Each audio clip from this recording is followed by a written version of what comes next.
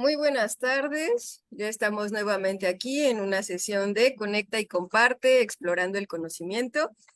En esta ocasión tenemos un tema muy interesante, el cual pues ya tenemos aquí a nuestro, i- a nuestro invitado de hoy, que es la doctora Consuelo Córdoba Flores, a quien ya pueden estar ustedes observando en su pantalla.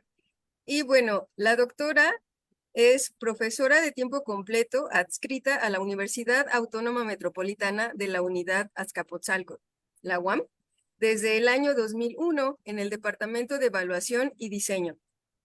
La doctora Córdoba es arquitecta de profesión que continuó su formación académica en esa misma casa de estudios, graduándose como especialista en diseño en la línea de planeación urbana, maestra en diseño de la línea de estudios urbanos y doctora en diseño y estudios urbanos dentro del programa de historia urbana, cuya tesis ganó la mención académica a la mejor tesis otorgado por la UAM Azcapotzalco y el premio de nivel nacional Francisco de la Maza en restauración y conservación del patrimonio arquitectónico y urbanístico, otorgado por el Instituto Nacional de Antropología e Historia, el INA, en el año 2021.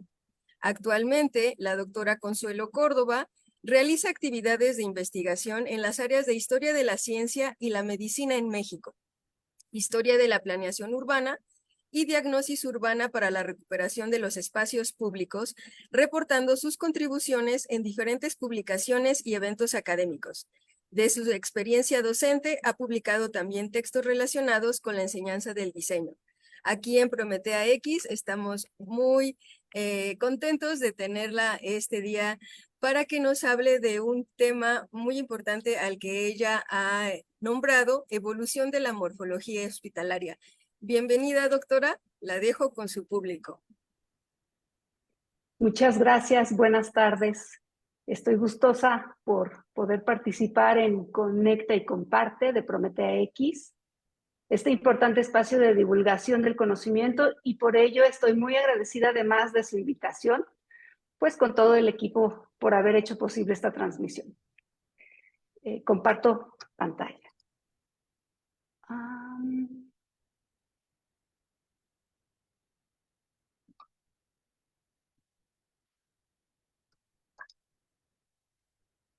Por favor, me indican si ya se puede ver. Sí. Perfecto, gracias.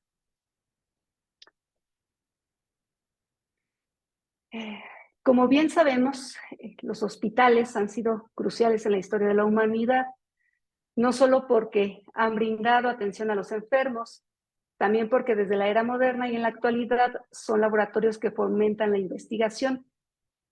También son espacios de enseñanza para los futuros médicos y contribuyen a la prevención de enfermedades, instruyendo a la población.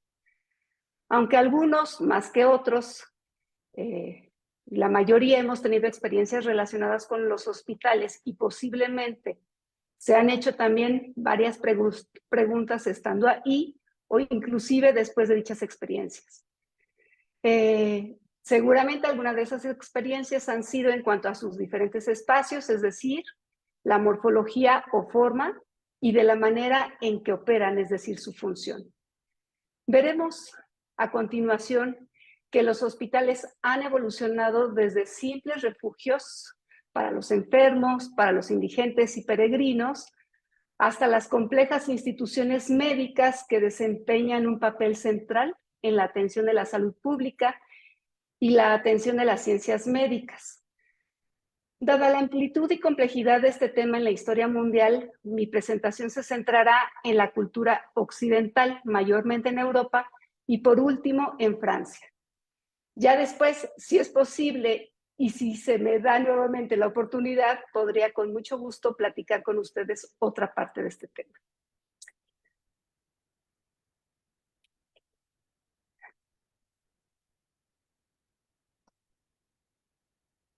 Bien, la evolución de los hospitales se puede observar también en su raíz latina, ya que hospital proviene de hospes, que significa huésped o visita. De este término se derivan las palabras hospitalia, que se relacionó con hospedaje, y la palabra hospitalis, que se utilizó para nombrar a los establecimientos que recibían a los peregrinos y a las personas enfermas. Cabe señalar que de esta misma raíz hospes proviene el término hotel, que significa morada. Por esto, como veremos más adelante, algunos hospitales fueron nombrados Hotel Dieu, que del francés significa casa de Dios, ya que en la antigüedad no existía el concepto de hospital tal y como lo entendemos hoy día.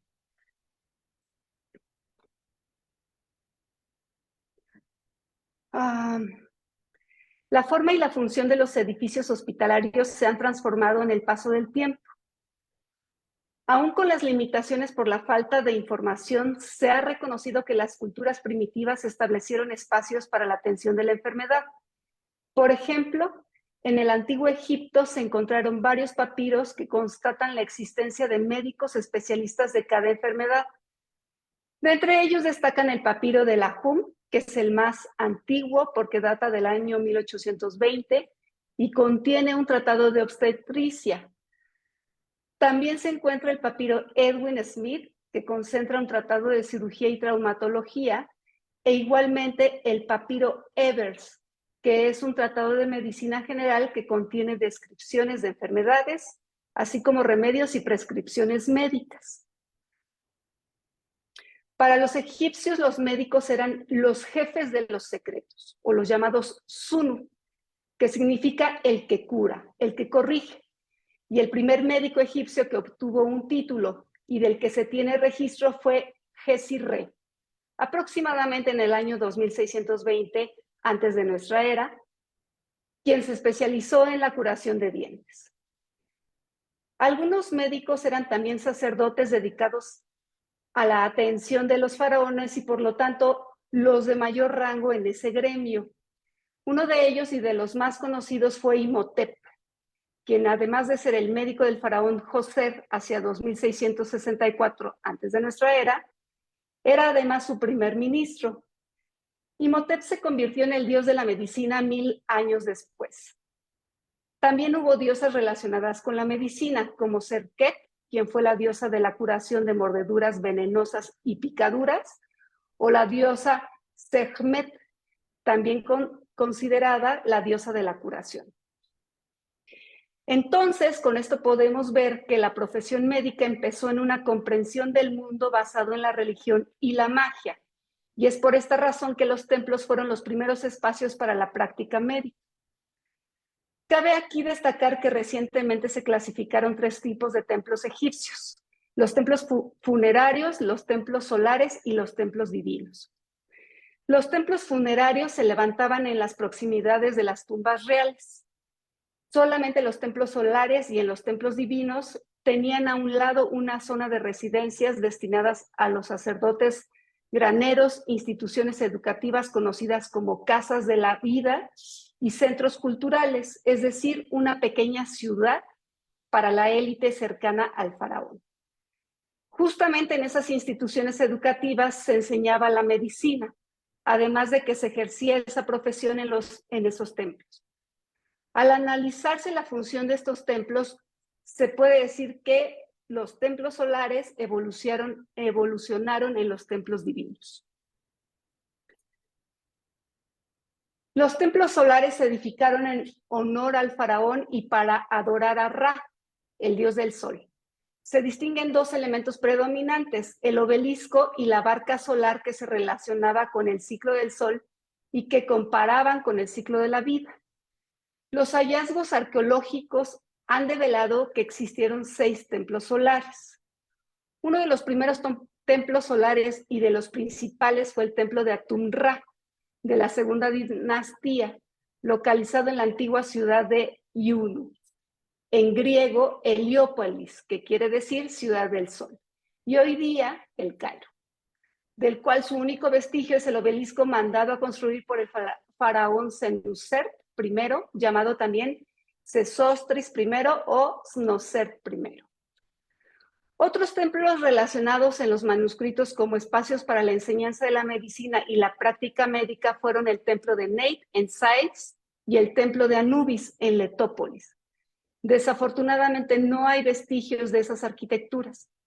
Sin embargo, los especialistas en egiptología especulan que la forma de estos templos fueron similares al templo solar de Nusserra de la Quinta Dinastía.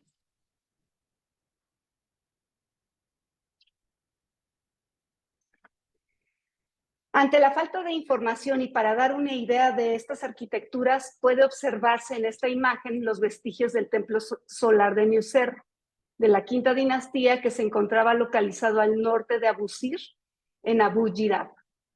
Y para mostrarles justamente cómo fueron los templos solares, en esta imagen también se observa su reconstrucción digital.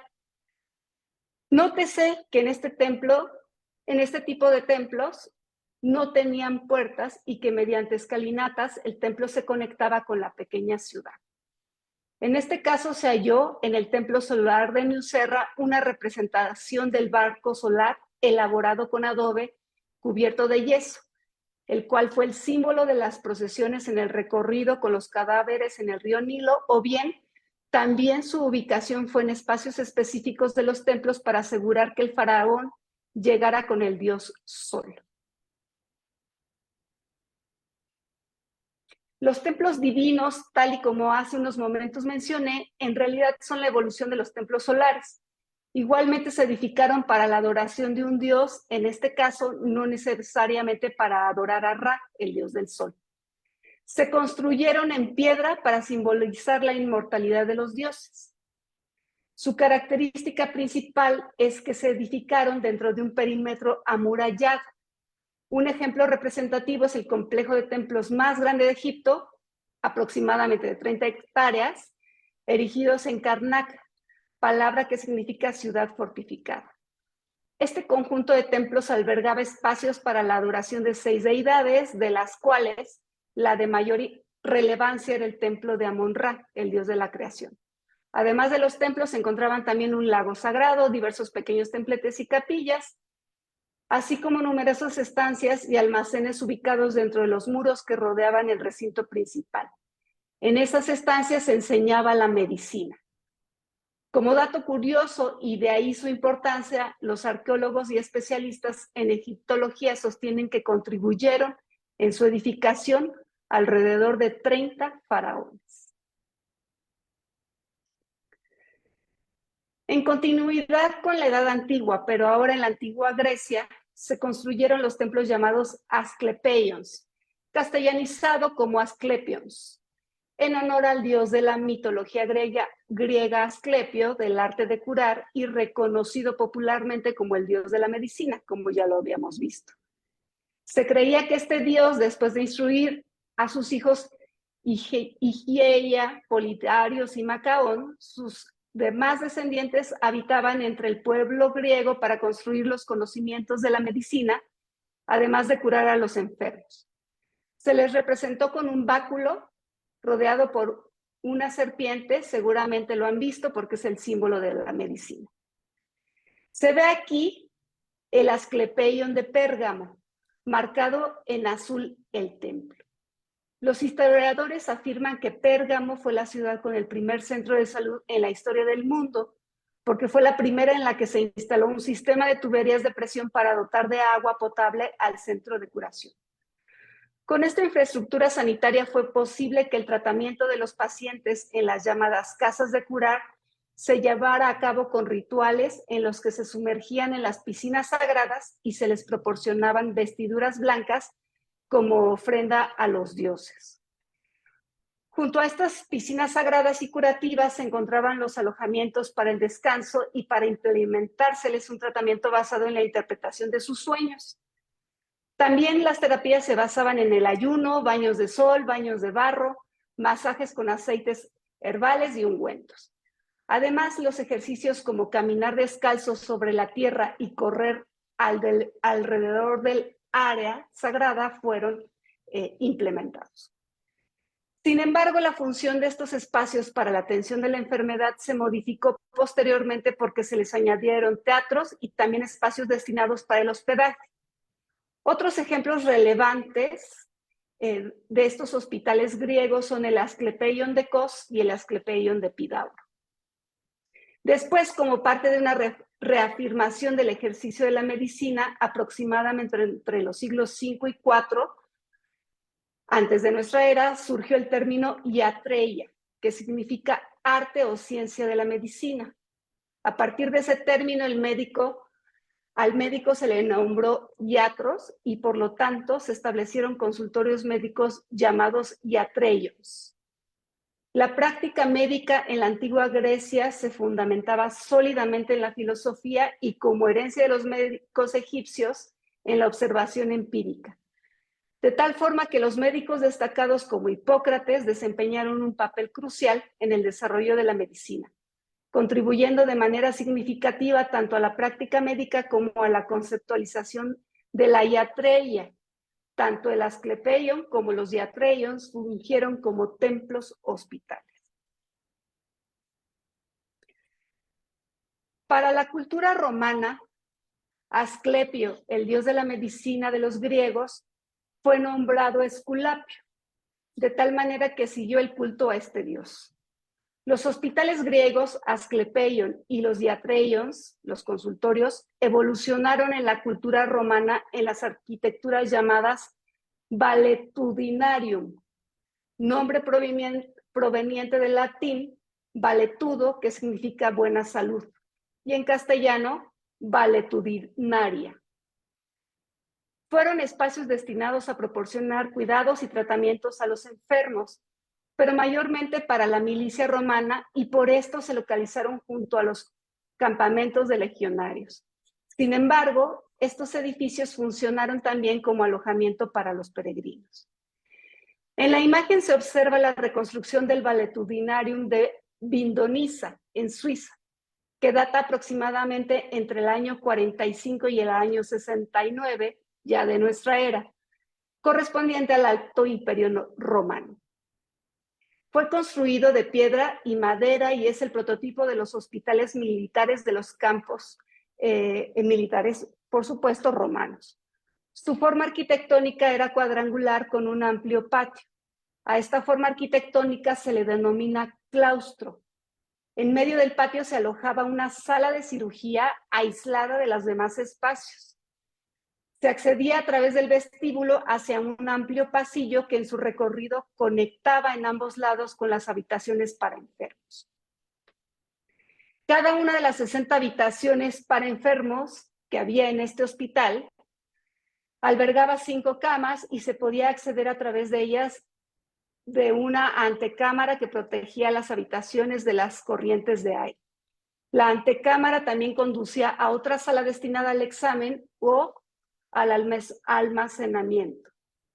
Nótese también en la reconstrucción digital de la imagen de la derecha que las habitaciones contiguas al patio tienen mayor altura.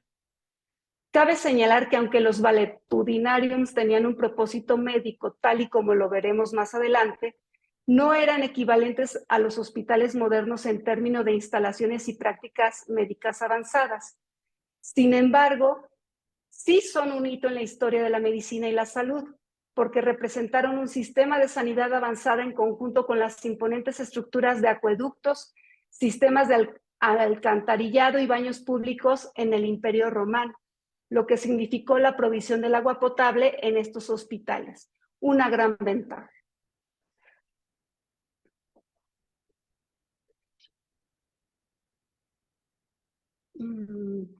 Bien, en la Edad Media, a partir del Bajo Imperio Romano, es decir, entre los siglos III al V de nuestra era, el cual es identificado como el periodo de crisis y decadencia, empezaron a edificarse los genodoquiums, o en castellano, genodoquios, como las arquitecturas destinadas a la atención de las enfermedades, las cuales tuvieron continuidad en el Imperio Bizantino. Un ejemplo que aquí se observa es el genodoquio de Masona, construido a finales del siglo VI y localizado en Mérida, España. Las imágenes de la izquierda muestran sus restos, que propiamente son sus cimientos.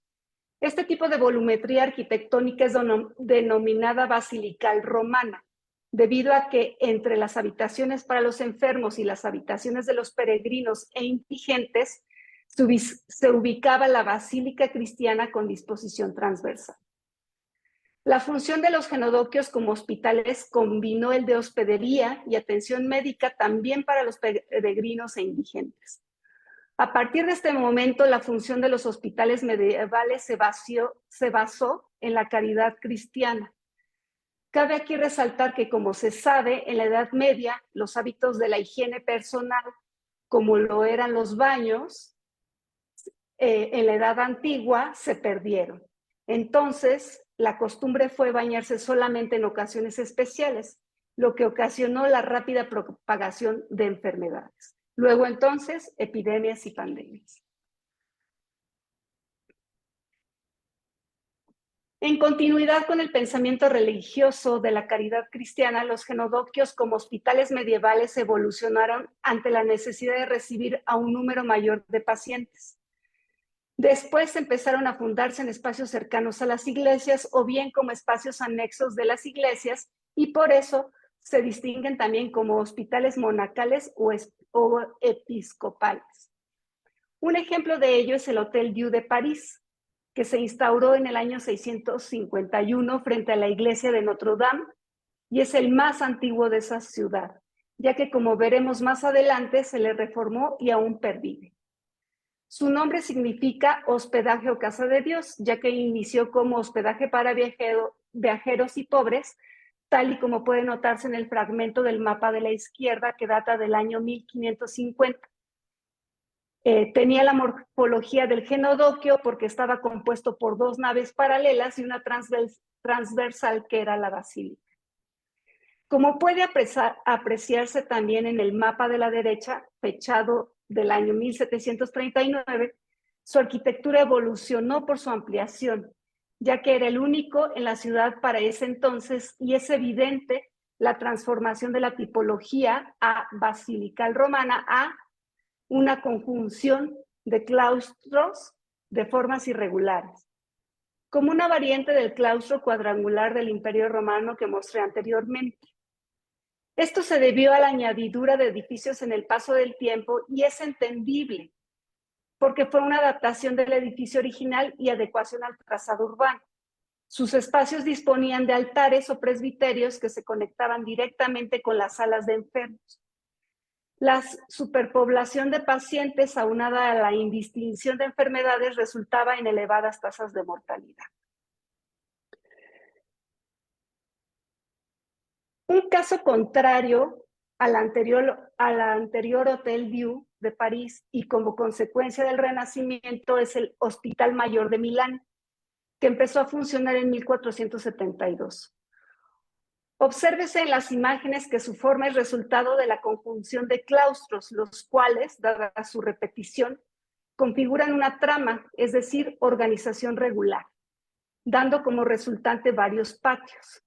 Esta transformación es un claro ejemplo de cómo el pensamiento renacentista influyó en la transformación de la arquitectura hospitalaria y significó la transición de la transformación de los hospitales medievales hacia los hospitales modernos y contemporáneos.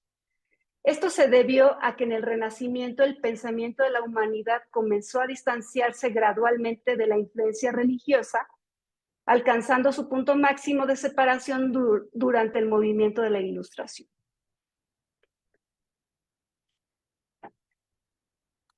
Posteriormente, en el contexto de la Ilustración, surgió la ideología del higienismo, que abogó por la promoción y preservación de la salud en entornos urbanos debido a las repercusiones de la revolución industrial en el proceso de modernización. Entonces, el higienismo estableció una serie de normas para fomentar en la población la higiene del cuerpo y para sanear los espacios urbanos. Como resultado, se llevaron a cabo significativas transformaciones en el trazado urbano y en las arquitecturas, lo que implicó la incorporación de amplias avenidas, extensas plazas y jardines. Estos cambios se diseñaron para proporcionar una ventilación e iluminación adecuadas en viviendas, hospitales y todo espacio público.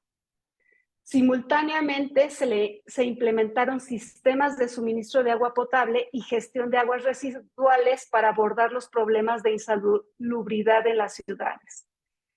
Debido a que es un tema muy interesante pero muy vasto, recurriré al caso francés ya antes citado del Hotel Dieu de París para dar a comprender una parte de esta transformación en la arquitectura hospitalaria desde un contexto urbano. En el caso de París, estas reformas a las infraestructuras urbanas para solucionar los problemas de salud se llevaron a cabo durante las gestiones del prefecto de la ciudad, Eugene Haussmann, conocido popularmente como el Barón Haussmann, bajo el mandato de Napoleón III. Dichas reformas contemplaron, además de la dotación de infraestructura sanitaria, el embellecimiento de la ciudad, la destrucción del trazado urbano antiguo para abrir grandes avenidas, plazas, jardines y las transformaciones de los equipamientos urbanos, entre ellos las arquitecturas de los hospitales y los manicomios. Es por esta razón que se establecieron también una serie de directrices de diseño de hospitales basadas en el pabellón.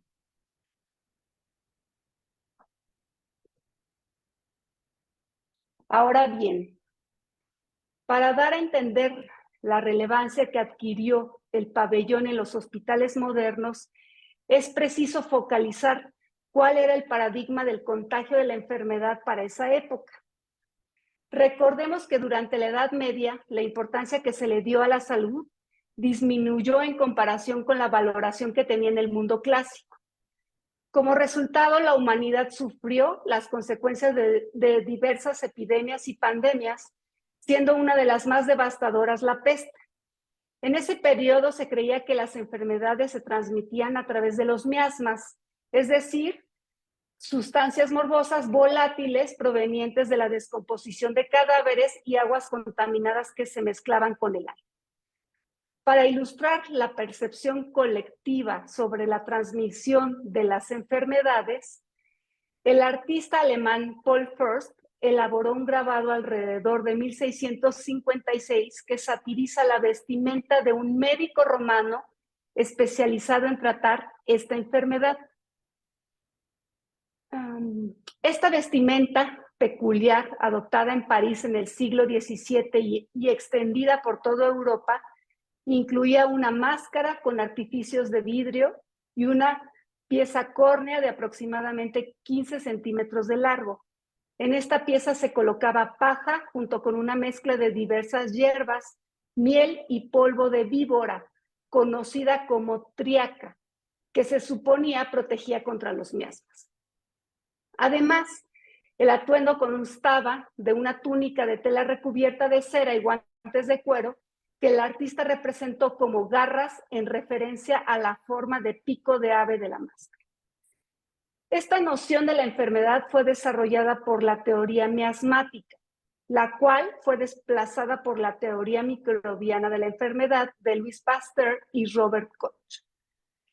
Mientras tanto, la configuración espacial de los pabellones se basó en la teoría miasmática, generándose diferentes sistemas constructivos. Bien, el pabellón es un edificio independiente de otros volúmenes en una composición arquitectónica y ha tenido diferentes configuraciones a lo largo de la historia de la arquitectura. Para el momento que estamos tratando, aquí la forma del pabellón era un prisma rectangular, tal y como se ve, de longitudes prominentes.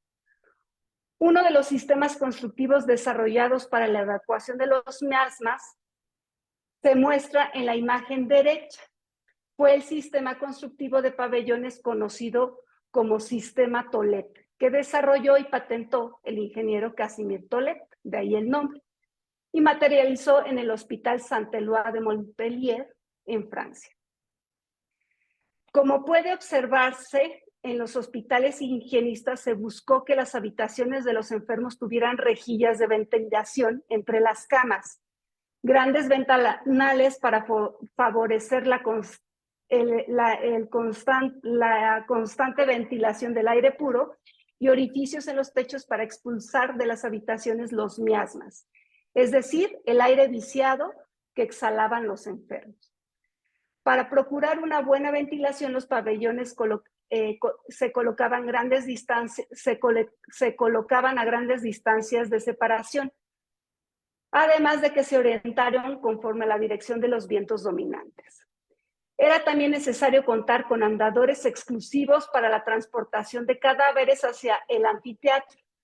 Además, en el caso de Francia, se estipularon las dimensiones precisas del pabellón. Este esquema bien trazado sobre la forma de los hospitales significó su réplica para las subsecuentes edificaciones hospitalarias. El primer hospital que materializó los estatutos del higienismo francés fue el Hospital Lariboisière, localizado en París, que fue construido donde se ubicaba el antiguo Hospital de Leprosos. Es importante señalar aquí dos aspectos de esta transformación de la arquitectura hospitalaria.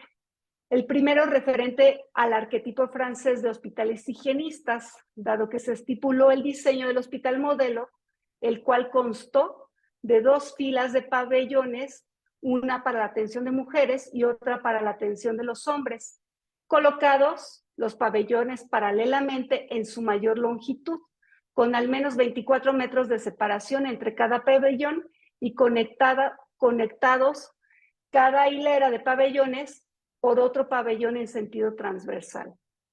Esta organización volumétrica resultó en la posibilidad de integración de grandes áreas verdes. El segundo aspecto relevante es la necesidad de que la ciudad, en este caso París, donde se insertaba un hospital, debía contar con la infraestructura sanitaria y eléctrica requerida para hacer posible su funcionamiento. De ahí que el proyecto de intervención urbana de Haussmann fuera sumamente importante. Se nota también que su estructura original sigue casi intacta, es la señalada con el perímetro rojo, salvo la añadidura de maquinaria en algunos espacios que antiguamente eran jardín, y efectivamente se sumaron más edificios en ambos costados, los que están dentro del perímetro azul. Comprensible, dada la necesidad de ampliarse ante el crecimiento de la población. Un caso diferente a los dos anteriores y particular en cuanto al impacto de una arquitectura en la posteridad es el Hospital Saint-Éloi de Montpellier, justamente el diseñado por el ingeniero Casimir Toulet y, por supuesto, con la integración de su sistema. Actualmente ya no es reconocible fácilmente su estructura original, lo cual puede apreciarse en la figura de la izquierda en el proyecto original, ya que se le sumaron varios pabellones, se le sumaron varios pabellones y esto resultó la integración de patios de una morfología similar al ya tratado Hospital Mayor de Milán, además de la adición de otros edificios a su alrededor. El impacto al que me refiero de este hospital es que, como podrán ver en la fotografía satelital del lado izquierdo, este hospital se volvió el punto base de un gran complejo, no solo hospitalario, también de investigación por la edificación de varios laboratorios y de formación de médicos por la integración de una facultad de medicina y ciencias bioquímicas.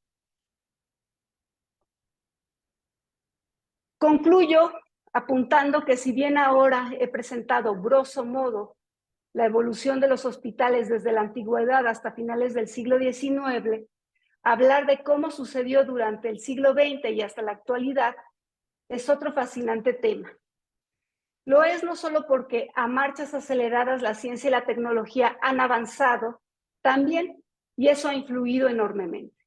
Además, la reciente experiencia de la pandemia de COVID-19 ha propiciado las múltiples reflexiones sobre la enfermedad en la historia de la humanidad y, por lo tanto, de los hospitales. Al respecto, muestro imágenes de 3 proyectos de hospitales en Grecia de Renzo Piano, un arquitecto ícono en el mundo, que diseñó entre 2021 y 2022 en respuesta a la iniciativa Salud de la Fundación Stavros Niarchos. Como ven, los proyectos se asemejan a la morfología del pabellón higienista y el de la imagen izquierda, el hospital pediátrico, muestra similitud en el acomodo de los pabellones del hospital modelo del higienismo francés. Así es que desde la arquitectura de la salud hay mucho por hacer y estoy convencida que para tomar decisiones también habrá que mirar al pasado, a la historia de la salud y la enfermedad. Muchas gracias por su atención.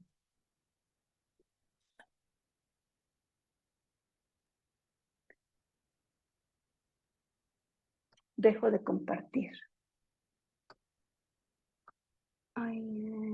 Muchísimas gracias, doctora. Esto es un tema muy interesante y que quizás no nos habíamos preguntado, o al menos no yo, sobre justamente el sitio en donde están ubicadas las cosas, para empezar, ¿no? Y cómo todo surge a partir del cuidado propio del ser humano desde un punto de vista inicial, pues sí, religioso, pero de ahí se va tornando hacia como lo conocemos ahora, ¿no? Netamente sobre la salud humana y el proceso de investigación.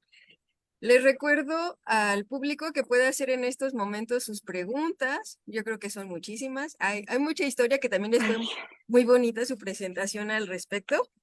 Y entonces, no sé, como todo va influyendo en general unos a otros, que uno dice, van inspirando. Es algo así que haya sucedido, por ejemplo, de los primeros hospitales egipcios de los que nos hablaste para la elaboración de la estructura y las funcionalidades en los hospitales griegos y romanos. Claro, por supuesto, sí, porque siguieron con la función del templo hospital, pero evolucionó en su configuración arquitectónica, porque como lo acabamos de ver, primeramente, pues en Egipto las curaciones se llevaron a cabo dentro de los templos y la enseñanza de la medicina se ejerció en los asentamientos contiguos a los templos. Sin embargo, tal y como lo han revelado los códices Lahun, Evers y Edwin Smith, que vimos también, esta enseñanza y aprendizaje pudo ser posible gracias a la práctica de curaciones en los templos. En segundo lugar, la diferencia con los hospitales griegos es que en ellos se separó el espacio de curación de los templos. Las casas de curación estaban cercanas, aunque no se separó el ejercicio de la medicina de la creencia religiosa. Pero esta práctica de la medicina fue necesaria para la enseñanza dentro de los templos y en las mismas casas de curación. Y en tercer lugar, porque después, espacialmente hablando, en el Imperio Romano, la práctica y enseñanza de la medicina se reafirma por tres aspectos. Cuando los hospitales se separan tajantemente de los templos, mayormente en las ubicaciones de los hospitales militares, ya que necesariamente se dispusieron cercanos a los campamentos. También porque en los hospitales romanos, como evolución de las casas de curación griegas y los consultorios griegos, es decir, los diatreions, existe una sala de diagnóstico y curación por cada 2 salas de enfermos. Por otro lado, porque en los hospitales romanos ya se identifica y separa tácitamente las salas de intervenciones quirúrgicas. En cuanto a la distribución de espacios, lo anterior marcó una gran diferencia, pues ya que los procedimientos médicos de cómo tratar la enfermedad, es decir, primeramente diagnosticar antes de ingresar a un paciente a un hospital, o bien también hacer curaciones rápidas que no ameritaban su ingreso, y en casos extremos diagnosticar inmediatamente una intervención quirúrgica, pues se materializaron ya en la arquitectura hospitalaria. Estos procedimientos y estas directrices de diseño pues prevalecen en la actualidad, y es lo asombroso realmente. Sí, su diseño inicial, digamos, fue muy práctico para que perdure. En las redes sociales, pues tenemos ya comentarios. La doctora Ivonne Berenice Lozano dice hola, y le agradecemos que esté en cada una de las charlas. Hola, doctora Berenice.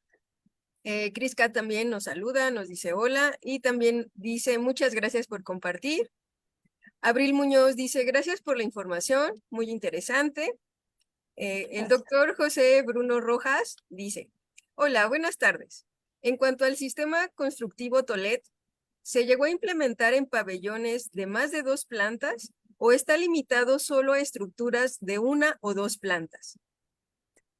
En realidad, la imagen que vemos y que mostré ahí un corte de cómo era este pabellón, en realidad no fue el único criterio. Fue una de las vertientes que se trazaron después de preocuparse justamente por la ventilación, ¿no? En estos espacios. Claro, en este caso la realidad es que hubo otros factores relacionados con la revolución científica y tecnológica y que influyó en la evolución de las ciencias médicas y por lo tanto en el ejercicio de la medicina, como ya lo vimos.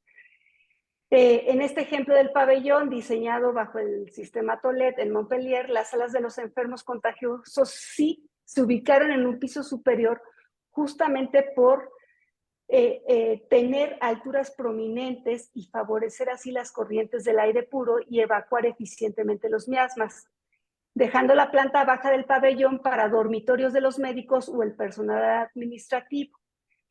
La importancia también se debió a que estos pabellones, pues separados del resto, confinados dentro de un muro perimetral, que era la idea de ubicar a los pabellones de los enfermos contagiosos, era lo que según para ellos en ese momento, el ponerlos o colocarlos rodeados de una barda, pues evitaría el contagio. Pero por otro lado, y por el clima también en cuanto al frío extremo, hubo la necesidad de integrar los sistemas de calefacción y aire acondicionado. Estos surgieron para esa época y es por ello que se consideró tener abiertas las ventanas solo en verano. Ciertamente, bueno, en el corte que mostré, ya no lo puse como especificación porque no es muy claro la imagen, la época en la que se realizó ese dibujo. No se ve, pero sí estaba contemplado dentro del sistema TOLED un sistema de calefacción. Ciertamente para ese momento no se tenía el conocimiento como hoy día de que los sistemas de aire acondicionado, si no se les da mantenimiento periódicamente, pueden ser un vector de contagio dentro de un hospital. Pues de ahí de que la Organización Mundial de la Salud recomiende su uso al mínimo o bien la relevancia de implementar las llamadas salas blancas o cuartos limpios, es decir, espacios con aire acondicionado especializado pues para generar ambientes controlados de rigor en cuanto a la detección de partículas contaminantes en los espacios como quirófanos o laboratorios en un hospital, bueno, en la actualidad. Y de ahí Joel es un experto, ¿no? Entonces, bueno. Sí, y Claro. además, pues aquí están hablando de la ventilación para eliminación justo de esos miasmas. Sin embargo, también mencionaste a Robert Koch y Luis Pasteur, que pues ya con sus análisis y estudios acerca de pues quiénes son los factores determinantes, esos microbios, y pues con altas temperaturas pues hacemos prácticamente un cultivo bacteriano que también es un factor importante, ¿no? No solo en la ventilación, sino la temperatura, justo que acabas de mencionar. Y sumo un comentario al tuyo. En realidad, la teoría miasmática y la teoría microbiana convivieron, ya que la medicina desde la visión de la teoría microbiana siguió apoyando la necesidad de ventilar las habitaciones para los enfermos.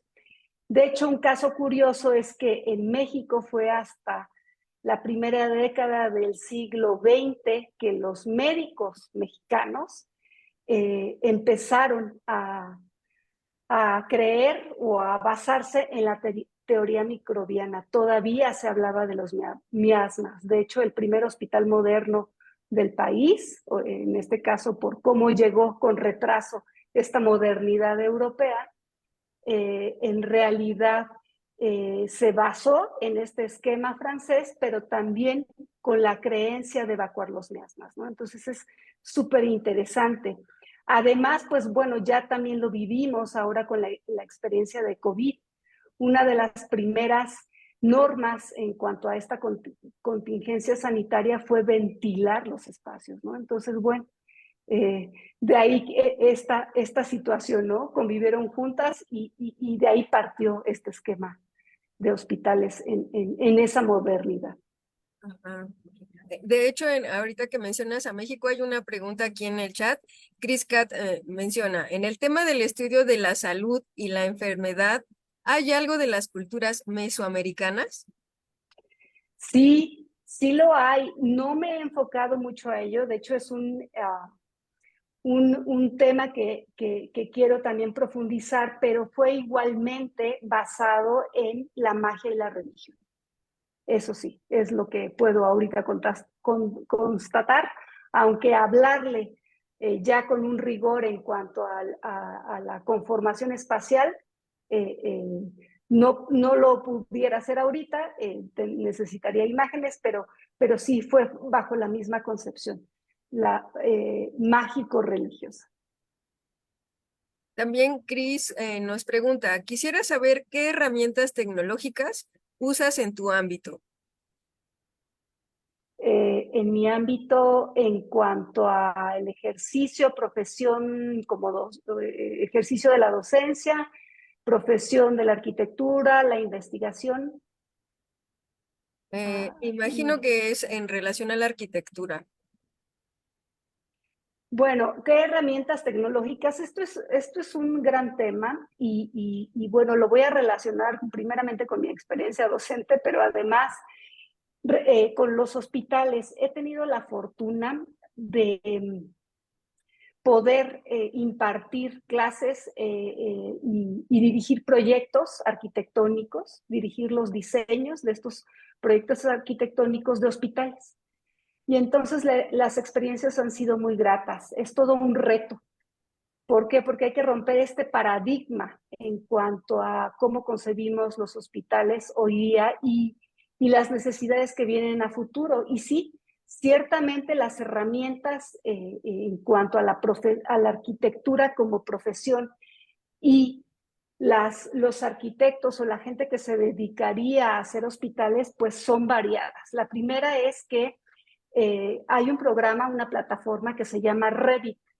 Revit es un programa que permite digitalizar o materializar las ideas, el dibujo arquitectónico, las concepciones arquitectónicas, el diseño en tridimensión, pero además ya con una ruta y todo un cálculo que se relaciona con costos, precios de los materiales, tiempos de manufactura para poder tener todo un esquema, una organización de cuánto tiempo, los costos y necesidades inclusive de actualizar, por ejemplo, en cuanto a la alza de materiales. Ese programa o esa plataforma es algo muy complejo y que hoy día es necesaria para cualquier alumno de arquitectura y mayormente para proyectos como estos. ¿Por qué? Porque diseñar un hospital no es, digamos, en un año o dos. Lleva más tiempo y justamente estas herramientas pueden aminorarlos. No obstante, también ayudan muchísimo en el momento de la construcción. Pero además en cuanto a los cálculos de los costos, porque no solo son costosísimos el edificarlos, sino son igual o más costosos el poder mantenerlos. Entonces, relacionándolo con esta inquietud que han hecho, pues lo vincularía de esta manera, ¿no?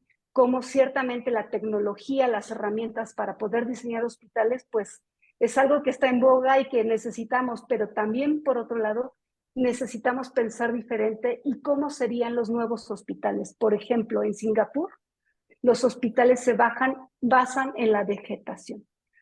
Toda vegetación está al interior del hospital. Un esquema que rompió todo paradigma, ¿no? Y todo paradigma del siglo XX y XXI, ¿no? Lo que llevamos del XXI, porque como lo vimos, en el siglo XIX era la primera directriz de diseño, grandes áreas verdes. Sí, y de hecho, justo en ese sentido hay una pregunta aquí en el chat de Abril Muñoz que nos dice, ¿nos podría compartir cómo visualiza la arquitectura de los hospitales en México? ¿Qué podría mejorar? Y desde su punto de vista, ¿en qué se debería poner especial atención? Híjole, es una pregunta muy buena y que va de la mano con lo que acabo de expresar. No sé si sea posible que vuelva a proyectar pantallas, si me lo Claro, permiten, claro, claro. porque justamente quiero mostrar lo que acabo de decir y voy a mostrar, miren, vuelvo a presentar pantalla. Bien.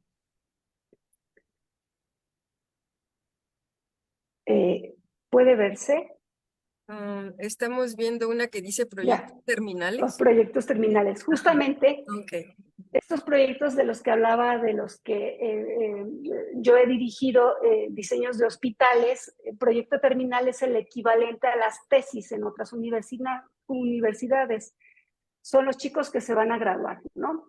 Y entonces, con ello aquí les puedo mostrar cómo justamente en esta inquietud de pensar a futuro de cómo serían los hospitales y también con base en los ejemplos de primer mundo, pues yo a los chicos les establezco directrices y estas directrices pues después contienen retos, ¿no? Estas directrices tienen que ver con normativa mexicana, con los alcances del proyecto, en un diseño arquitectónico que llevaría los 3 trimestres, como es la UAM. Pero además uno muy importante es el cómo debemos de cumplir con los objetivos de desarrollo sostenible de la Agenda 2030. Como bien sabemos, México forma parte de este convenio, ¿no?, mundial y entonces, claro, hay una gran inquietud, pero además por otras cuestiones, ya no hay espacio, o si lo hay, preguntarnos si hay la infraestructura y entonces el ejemplo que yo les doy, que es ahorita lo que pues está en boga y en países de primer mundo, pues son los hospitales jardín o también llamados hospital verde, ¿no? Como ahora contemplar espacios de esta manera, pues en México una realidad es que es difícil romper el esquema. Segunda, se necesita mucho dinero, muchos recursos económicos. Yo lo que propongo es que los futuros hospitales ya sean hechos por convenio de inversores, ¿no?, inversionistas y el sector público. Es una necesidad porque ahí sería un acierto el poder ganar. Como mencionaba hace unos momentos, no solo su edificación es muy costosa, mantenerlos mucho más, ¿no? Y entonces implementar tecnologías como los cuartos limpios, poder llevar a cabo estructuras de edificios como las que aquí vemos, es decir, se ven muy bonitas, ¿no? Hay grandes cantidades de vegetación, están integradas a la misma estructura, pero su peso es algo importante y eso eleva muchísimo los costos, más si son zonas de temblor, como lo es el caso de México, y entonces para poder llevarlos a cabo aquí sería justamente con esa relación sector público y sector privado. Yo creo que ya es una urgencia y necesitamos de romper los paradigmas, ¿no? Ya hay necesidades detectadas nuevas, sí, en varios estados de la República, sin embargo, no es posible hacerlos o no del todo en un corto plazo, pero creo que sería el camino. Sí, y en este caso la ventaja es que ya se está haciendo, ¿no? O sea, ya se va a tener un precedente de lo que está haciendo en este caso Singapur y otros países, ¿no? O Por sea, de ver el supuesto. resultado de lo que va mejorando en cuanto a cuestión hospitalaria, en estas Claro, cuestiones de higiene, porque pues sí hay que pensar en estos pabellones y la ventilación, pero esa ventilación se expone al aire normal y entonces estamos cuidando a los enfermos dentro del hospital, pero ya fuera de él, ¿qué pasa, no? O sea, debemos de seguir pensando en ello y por eso este ambiente natural es lo que está tratando también de mimetizar y ayudar en el entorno. En claro. este planteamiento tenemos también las preguntas de Óscar Escárcega, que dice, saludos, doctora. ¿Hubo algún replanteamiento de los hospitales a partir de la experiencia COVID? Y en el caso mexicano, de nuevas necesidades están emergiendo a partir de nuevas tecnologías y enfermedades modernas. O sea, ¿qué nuevas tecnologías están surgiendo en México para el caso de, pues, el surgimiento de enfermedades nuevas?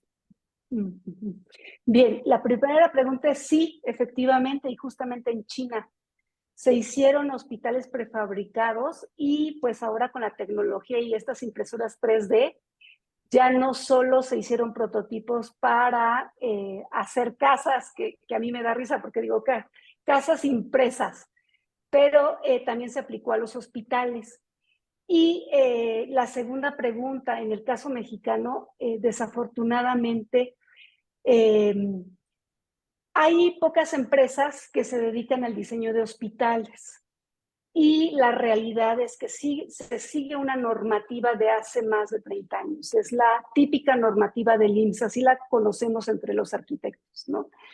Esa normativa sí se desprende de todo el conocimiento que, pues, como ya vimos, fue evolucionando en cuanto a la experiencia en estos espacios hospitalarios y, por supuesto, de los hospitales modernos, pero no se ha modificado. No se ha modificado en el sentido en que sí hay espacios que no deberían de modificarse, pero otros como que sí se deberían de modificar, y justamente aquí recurro a la experiencia que tuve y cito al doctor Joel y al doctor Bruno Rojas, que justamente durante la pandemia, diseñando hospitales con mis alumnos, pero además con la fortuna que tuve de conocer a Joel y su experiencia con los cuartos limpios, pues le propuse que nos asesorara también al doctor Bruno en cuanto a su experiencia, también conocimiento de iluminación, para que los chicos se aventaran, inclusive en la experiencia COVID, que pues era algo fresco en ese momento, el sentimiento, la necesidad, las reflexiones que teníamos todos, ¿no? De que qué nos pasaba y qué podríamos mejorar, pues diseñaron cuartos limpios, integraron quirófanos con la tecnología de los cuartos limpios, y yo pues estoy profundamente agradecida con ellos. Esto se presentó, está en YouTube, lo podrían ver, de hecho podría pasarles el enlace ya después ahí a Facebook.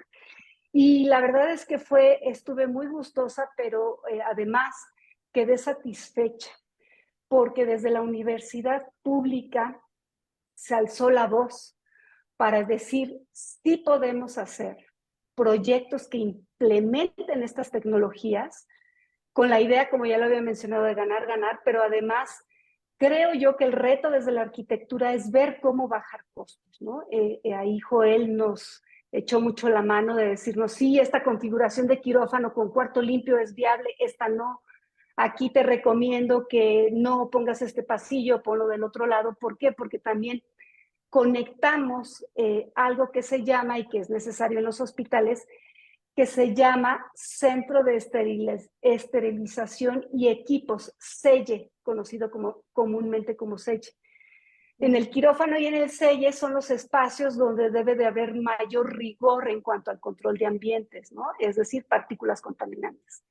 Y entonces el reto, y que fue la diferencia de lo que se propone en las tipologías que bien establece el IMSS, les digo, esta normativa de hace más de 30 años. El reto fue unir este SELLE con los quirófanos, cuartos limpios, pero además tener conexión de este SELLE con las áreas negras. ¿Por qué áreas negras? Bueno, les comento. En un hospital, los espacios se distinguen en tres órdenes. El área negra, que es, digamos, las zonas o los espacios de mayor contaminación y que son públicos. El área gris, que es la transición, por supuesto, donde ya no todo el público puede entrar. Hay cierto control de higiene, procedimientos de higiene, para llegar a las zonas blancas, que son los quirófanos y los SELLES. Y que esa zona blanca es el símil a los cuartos limpios, ¿no?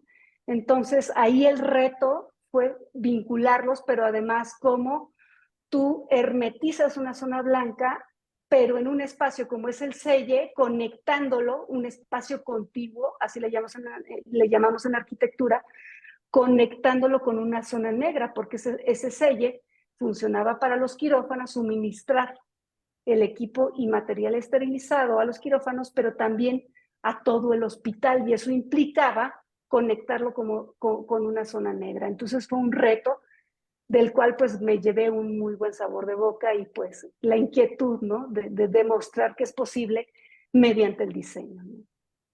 innovar, ¿no? Por supuesto. Sí, muchas felicidades. De hecho, aquí hay una pregunta en cierta medida en relación a eso, y no sé si se termine de contestar así, pero dice Chris Cat, en la intersección de la salud, las políticas gubernamentales y las técnicas arquitectónicas y de construcción, en tu experiencia, ¿qué tanto y cómo se usan los resultados de estas investigaciones en México? Bueno, en realidad hay mucho trabajo al respecto desde la investigación, pero la realidad es que se separa de una edificación como tal. Es decir, sí, ciertamente se puede distinguir que las políticas públicas establecen que hay una necesidad de atención de ciertas enfermedades en tal estado o tal poblado.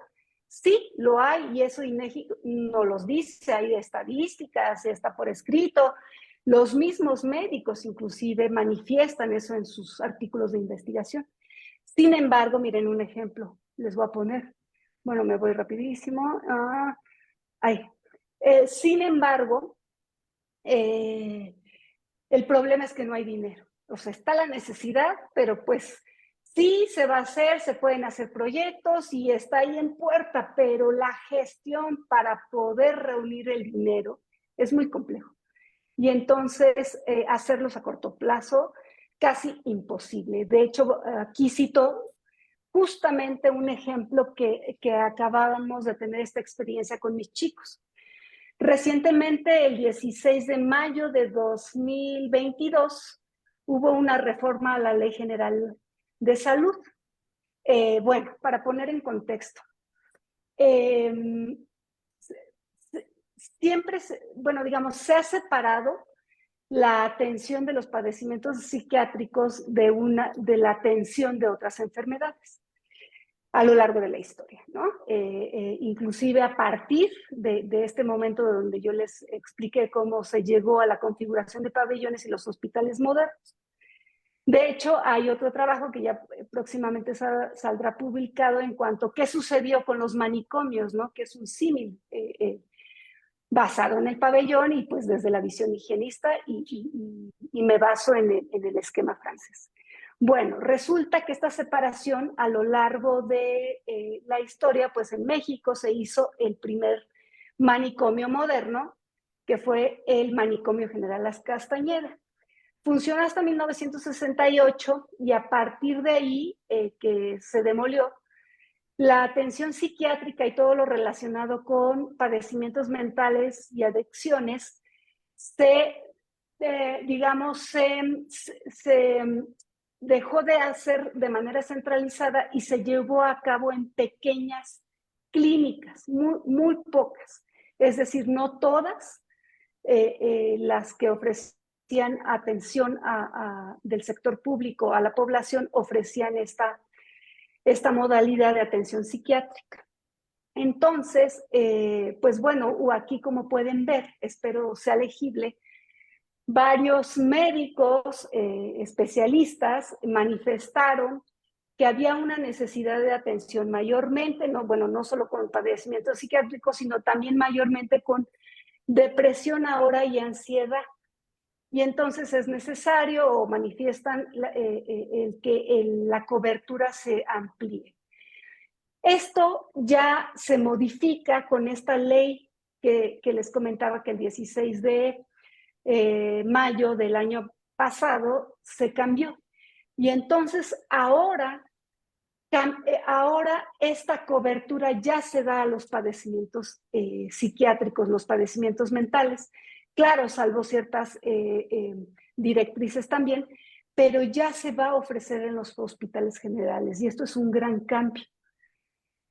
Claro, es un gran cambio en cuanto a normativa, sí, ya la gente va a poder acudir a un hospital general cercano para atenderse en cuanto a este tipo de padecimientos, pero sigue constante la necesidad de resolver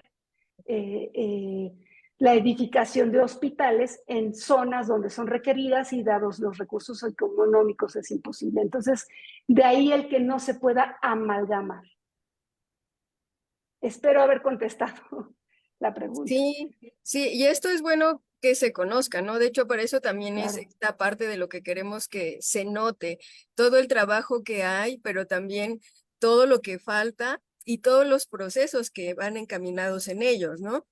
Porque no Claro. somos entes aislados, somos una comunidad y para que una sociedad funcione, pues necesitamos de varios elementos, ¿no? Y para una construcción así, que es sí, justo para la salud y bienestar humano, pues entran otros mecanismos de gestiones, de pues recursos para poderlos generar, ¿no? Y entonces son otros procesos que pues también, ¿no? Debemos de tener conciencia como sociedad que los ritmos que se llevan, ¿no? Pero que se Así está es. haciendo todo un gran trabajo detrás y que esa es la parte importante y primordial y que se está haciendo aquí en México.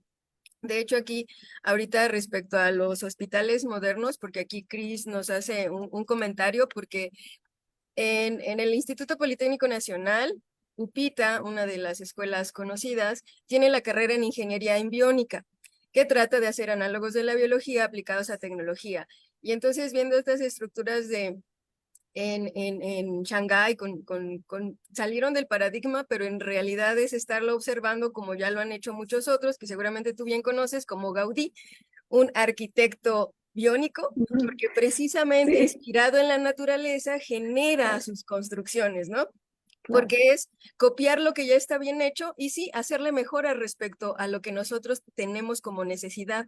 Así es que en estos hospitales y ver lleno de plantas, pues sí, están tomando en consideración la purificación que ya de manera natural ellos hacen, pero no debemos olvidar las cadenas tróficas en sí, ¿no? Porque es un sitio en donde esa planta pues también necesita una convivencia con otros organismos, con otros microorganismos, pero si estás en un espacio que requiere cierta sanidad, cierta higiene, y cómo, o sea, de todas maneras, viendo nuevamente la naturaleza, volvemos a ver en dónde están esos desechos, cómo se eliminan en un bosque, cómo se eliminan en un océano y todos los participantes que hay allí y finalmente todos salen beneficiados.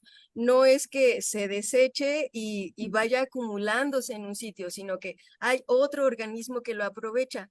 Y parece ser que este paradigma del que salen es más bien observar lo que ya está y aplicarlo, ¿no? Que es algo de lo que en esta carrera no está solo asociado a la parte netamente de los mecanismos del cuerpo humano, sino a la naturaleza en general. Que así Claro. como hablabas ahorita de tu proyecto con el doctor Bruno, con el doctor Joel, de estos espacios, ¿no? Que no conocemos nosotros dentro de un hospital, el área gris, bla, bla, bla, y me hizo pensar justamente en la parte interna de nuestro organismo, los riñones, ¿no? Y todo lo que tienen que hacer del filtrado y lo que llega, Claro. y ellos todavía tienen que regresar parte al organismo de lo que todavía sirve, pero cuál deciden que sí ya se va para desecho. Entonces es algo así. Y digamos, es un líquido, pero digamos, metemos mecánica de fluidos, nos vamos a otras cuestiones, y es todo lo que se puede hacer y hay gente aquí en México que puede ir dando las ideas, dando apoyos y en cierta medida también abaratando un poquillo de los costos, ¿no? O generar un Claro. proyecto que pueda abaratar costos. Así es.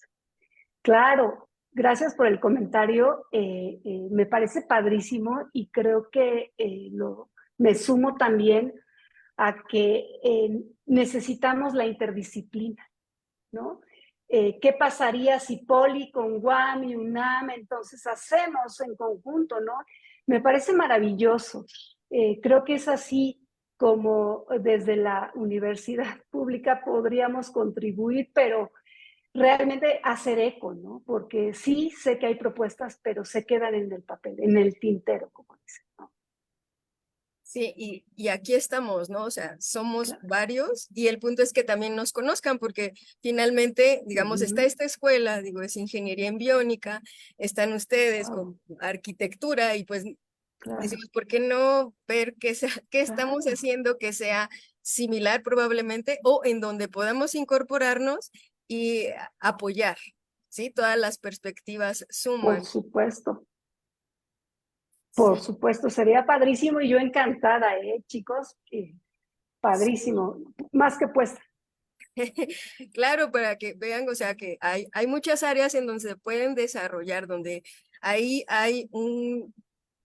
yo les llamo lucecitas, en donde vemos que cabemos y podemos llevar nuestra monedita de potencial para Claro, generar algo que sea aplicable a la sociedad. claro, claro. Sí, sí, No, sí. y además con la experiencia, por ejemplo, el doctor Joel, ¿no? Cómo su experiencia la lleva, ¿no? No solo a la academia, pero que regrese además, ¿no? A la parte ya real de edificaciones sería padrísimo. Sí, y justo que lo vemos o lo vimos en pandemia y cómo todos sí Claro, realmente podemos contribuir con lo que conocemos, ¿no? Que no hay un área más importante que la otra, todos somos necesarios, les decía, regresamos a ver las cadenas tróficas, todos nos tenemos que ayudar y todos somos indispensables. así. Le recuerdo al público que si tiene más preguntas, que aprovechen que está la doctora y puede resolverlas. Y bueno, aprovecho para hacer un comercial en lo que llegan más preguntitas, ya que la siguiente semana tenemos otro tema que es, pues, digamos, en la línea de la salud, pero ya directo no al sitio, sino al enfermo, que es sobre el desequilibrio de la microbiota intestinal y las enfermedades hepáticas a cargo de la doctora Julia Torres Mena, también de la UAM, pero de la Unidad Xochimilco. Entonces, para que estén atentos, eso es el tema que sigue y que pues ya sabiendo aquí cómo se generan o se construyen y distribuyen en la sanidad en un hospital, ahora digamos, bueno, ahora cuando tenemos a alguien enfermo y todo lo que genera, porque va a ser Wow, sobre la microbiota. qué Entonces, padre. nos va a hablar de una parte final, o sea, de las heces fecales, que por ejemplo, en los miasmas de los que tú nos hablabas, pues Ujú, van ese ujú. tipo de partículas también que se incluyen y pues que se generan constantemente. Y ya no solamente hablando de en un hospital, ¿no? Nosotros en casa, como también están esas partículas en la calle, etcétera, ¿no? Entonces son muchos temas que ligados a uno podemos comprender más de cómo funciona el entorno. Por, por supuesto. Ya, pues muchísimas gracias, doctora. Creo que esta charla ha estado genial, porque pues es Ay, algo que no habíamos, bueno, al menos le vuelvo a repetir, yo no lo había visualizado. Y hay en cierta medida también muchas dudas que surgen, ¿no? Respecto a la ubicación del hospital urbano, porque inicialmente uno pensaría deberían estar eh, a, a orillas de las ciudades, pero no, su origen fue a partir de un templo y el templo es el centro de una ciudad. Entonces, a partir de ahí, los hospitales están ubicados al interior de las ciudades, por eso todos los hospitales son urbanos, entonces es algo nuevo o otro detalle que nosotros podemos observar en la misma Ciudad de México o a cualquier lugar al que vayamos, yo creo que al menos es algo de lo que yo voy a hacer, en dónde están ubicados sus hospitales. ok. Muchas gracias. Al contrario, reitero mi agradecimiento por haberme invitado y por todo el esfuerzo para llevar a cabo esta transmisión. Gracias. Sí, muchísimas gracias, doctora. A nombre de Prometea X, yo también le doy las gracias por su presencia y su tiempo aquí con nosotros en este espacio y muy pronto recibirá en su correo la constancia sobre su participación aquí. Le Gracias. agradecemos mucho y también a nuestro público que estuvieron muy atentos, que está un tema muy interesante y les agradecemos nuevamente a la doctora Ivonne que siempre está aquí con nosotros, al doctor Bruno que ya también estuvo aquí, busquen su charla, ya Sí, fue uno de los primeros ponentes para sí. que sepan lo que hace él, nos habló de los espejismos, si alguien se acuerda, entonces pónganla aquí en los comentarios y pues los esperamos la siguiente semana. Muchísimas gracias doctora, un gusto que haya estado aquí con nosotros. Igualmente un gusto. Gracias. Hasta pronto. Adiós.